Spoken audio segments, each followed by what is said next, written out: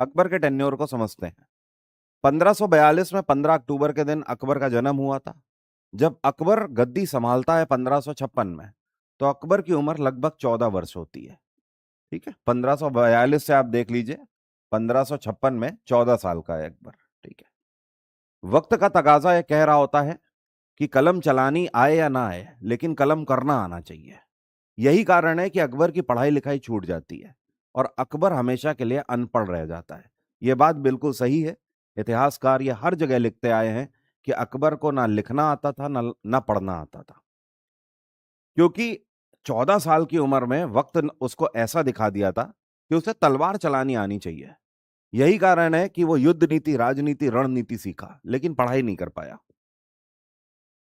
1556 में जैसे ही अकबर गद्दी पर बैठता है, 14 साल का है, जो सिकंदर शाह सूरी अभी हुमायूं से हारा होता है, उसका एक सेनापति था जिसका नाम था हेमचंद्र। ठीक है, इन शॉर्ट उसे हेमू के नाम से भी जाना जाता है। ठीक है, और उसी ने विक्रमादित्य का टाइटल भी एक्सेप्ट किया था, तो पूरा नाम उसका था हेमचंद्र विक्रमादित्य। जब आगरा में अकबर गद्दी पर बैठता है, इतने में मौका पाकर हेमू ने दिल्ली पर कब्जा कर लिया। तो फाइनली मुगल सेना हेमू पर अटैक करती है और दोनों में युद्ध होता है पानीपत के मैदान में। तो पानीपत का जो दूसरा बैटल है, ठीक है, बैटल ऑफ पानीपत सेकंड जो है, ये 1556 में हुआ। किसके किसके बीच में?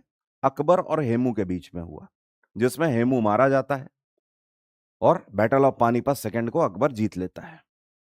उसके बाद अकबर ने लगातार मालवा, गुजरात, बंगाल, कश्मीर, सिंध, काबुल, इन सभी हिस्सों पर कब्जा किया।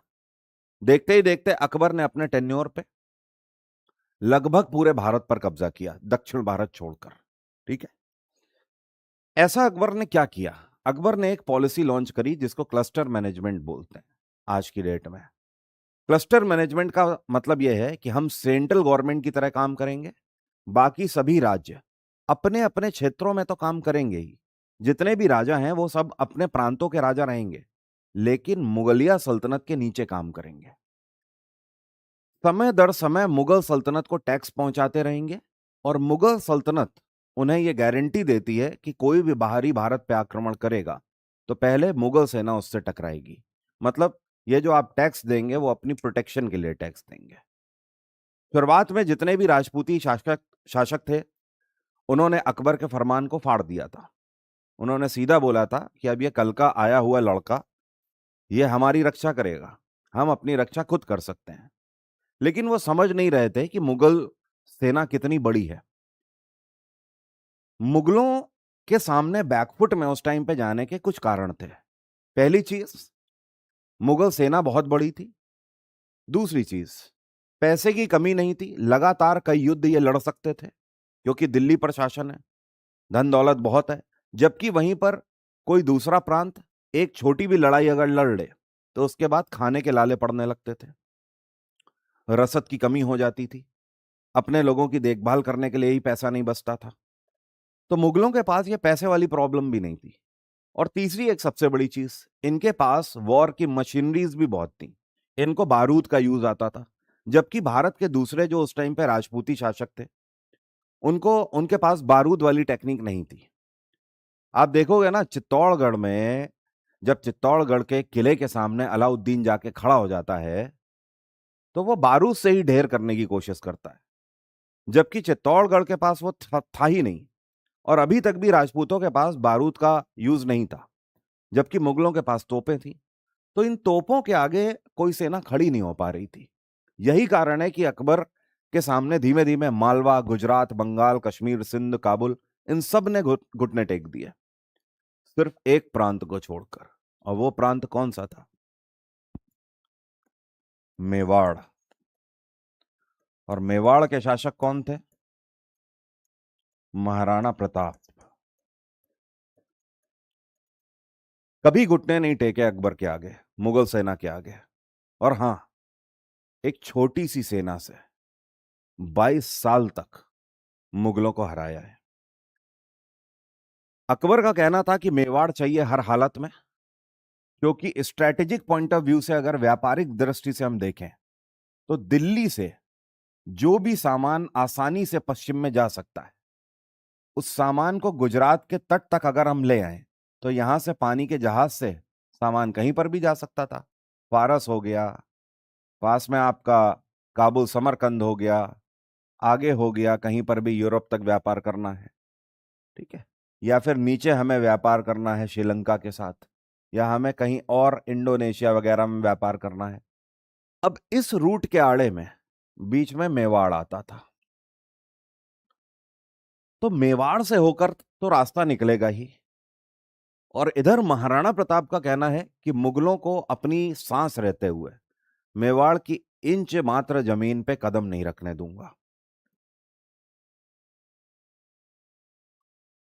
अब यहां पे एंटी फंस गई थी ट्रेड रूट को लेकर।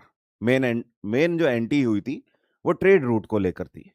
कोई जन्मजात दुश्मनी थोड़ी थी महाराणा प्रताप और अकबर की। अब अकबर का कहना है कि ये वाला ट्रेड रूट तो चाहिए, क्योंकि वो डायरेक्ट यहां पश्चिम से नहीं कर सकता। यहां पे हिंदू कुश की पहाड़ियां हैं, कितना घोड़ा कच्चर पार करवा दोगे, करवा ही नहीं पाओगे। यही तो आज की डेट में कारण है ना कि ये जो नेपाल है हमारा पड़ोसी, ठीक है, ये हमें इसीलिए तो आंख नहीं दिखा सकता है, क्योंकि इसको पता है इसके रिलेशन चाहे जितने अच्छे चीन से हो जाएं, बीच में क्या खड़ी हैं? हिमालय की पर्वत श्रृंखलाएं खड़ी हैं। चीन इसको मदद ही नहीं पहुंचा सकता, और अगर मदद पहुंचाएगा तो सिर्फ और सिर्फ बाई एयर पहुंचा सकता है। और बाई एयर ट्रांसपोर्टेशन का खर्चा आप जानते हो, जितने पैसे में भारत 1 टन माल पहुंचा देगा, उतने में चीन शायद पहुंचा सके 10 किलो माल। बहुत बड़ा अंतर है। इसी वजह से ये भाई साहब कभी भी भारत को आंख नहीं दिखाते हैं। इनको पता है कि ये लैंड लॉक्ड है, और बेटा भारत से अगर कुछ किया तो सब बंद हो जाएगा, जमानत जब्त हो जाएगी। यहां पर भी डेडलॉक वाली कंडीशन आ गई थी। महाराणा प्रताप का कहना था कि कदम नहीं रखने देंगे। अकबर ने उसके बाद लालच देना शुरू किया। अकबर ने पहले 20% का ऑफर दिया, फिर अकबर ने आधे आधे का ऑफर दिया। एक समय यह आया जब अकबर ने कहा कि हमें यहां पर व्यापार की अनुमति दो, बदले में आप जैसा चाहो वैसा हिस्सा आप मांगो, हम आपको मुनाफे में वो हिस्सा देंगे। महाराणा प्रताप ने कहा नहीं, गलत रास्ते पर जा रहे हो अकबर बाबू। जब एक बार कह दिया तो समझ जाओ उस चीज को, दूसरा रास्ता ढूंढ लो कहीं। दूसरा रास्ता अकबर ढूंढ नहीं सकता था। उसका कारण है पूरा इधर मालवा से घूम कर जाना होगा, मुनाफा ही नहीं बचेगा। और अंततः तभी क्या होता है, बैटल ऑफ हल्दी घाटी।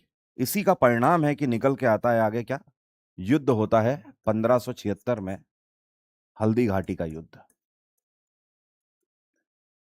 यह युद्ध मुगल सेना और मेवाड़ सेना के बीच में हुआ था। इस युद्ध को अकबर ने लड़ा ही नहीं था। इंटरेस्टिंग बात यह है कि अकबर यह जानता था कि वह महाराणा प्रताप से नहीं जीत सकता, ठीक है, क्योंकि राजपूत ज्यादातर जो युद्ध लड़ते थे उसमें वो इस टेक्निक का यूज करते थे, सीधे मर्दों वाली बात करते थे। राजपूत इस बात पर युद्ध लड़ते थे, कई बार सामने वालों को ललकार देते थे। आप इतिहास उठाएंगे आपको पता लगेगा, उनके लड़ने का तरीका बिल्कुल अलग था, खुले शेर की तरह। उनका कहना होता था कि ये जो तुम लेके आए हो 1000 लड़के, हम लेके आए हैं 2000 लड़के, इनको आपस में लड़वाने से क्या होगा? तुम्हारे साम्राज्य में कई विधवाएं होंगी, कईयों की गोद सूनी हो जाएगी, कईयों के पति मारे जाएंगे, कईयों का बेटा मारा जाएगा। इससे क्या होगा? कैजुअलिटी होगी। एक काम करते हैं ना, राजपूत राजे बोलते थे, एक काम करते हैं, तुम आ जाओ और हम आ जाते हैं, सेना को खड़ी रहने दो, 1-on-1 कर लेते हैं, जो मर गया मर गया। अकबर को यह पता था कि यह चीज अगर महाराणा प्रताप ने ललकार दी तो महाराणा प्रताप के सामने वो टिक नहीं पाएगा 1-on-1 में। इसीलिए अकबर ने माइंड गेम पहले ही खेल दिया। अगर अकबर 49 साल तक शासन कर पा रहा है तो एक उसका सबसे बड़ा कारण है, अकबर बात बात में तलवार हाथ में नहीं ले लेता था। वो युद्ध लड़ने में काफी पीछे रहता था, वो स्ट्रैटेजीज बहुत तगड़ी खेलता था। वो पूरे भारत को एक चेस चेस के मैदान की तरह खेलता था। ये उसकी रणनीतियां ही थीं जिसकी वजह से अकबर इतना आगे जा पाया, इतना फेमस हो पाया। इतने बड़े क्षेत्र पर उसने शासन किया, जबकि आप ज्यादातर देखोगे तलवार के दम पे आप कितना शासन कर लोगे, एक प्रांत, दो प्रांत, 10 प्रांत जीत लोगे। लेकिन आप इसके दम पे कोई लिमिट नहीं है कितना आप जीत सकते हो। अकबर ने यहां पर भी दिमाग लगाया और हल्दी घाटी का युद्ध में अकबर शामिल ही नहीं हुआ। उसने मुगल सेना की कमान अपने सेनापति राजा मान सिंह को दी, जो कि खुद एक राजपूत थे। तो असल में मानसिंह लीड कर रहे थे मुगल सेना को। हल्दी घाटी का युद्ध विदाउट एनी डाउट मेवाड़ की सेना हारी। महाराणा प्रताप का घोड़ा फंस गया था 30 यार्ड के, चारों तरफ से घेर लिया गया था उस युद्ध में।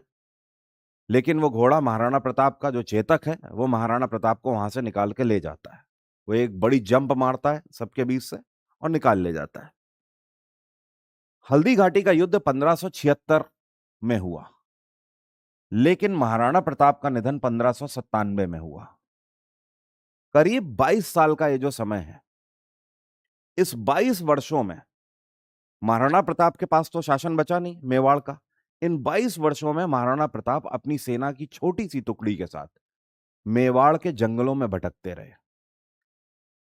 वो चाहते तो कहीं पर जाके शासन कर सकते थे, छोटी जगह पर भी, लेकिन वो मेवाड़ के जंगलों में भटकते रहे। उन्होंने प्रण ले लिया था कि जो कह दिया है वही होके रहेगा, मुगल सेना कदम नहीं रख पाएगी। और था क्या कि मेवाड़ के अंदर आने का रास्ता सकरी घाटियों से होकर आता था।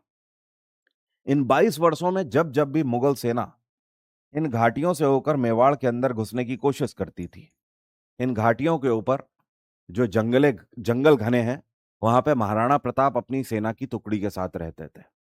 आसमान से तीर बरसना शुरू होते थे और यह सेना तितर बितर होकर वापस भाग जाती थी।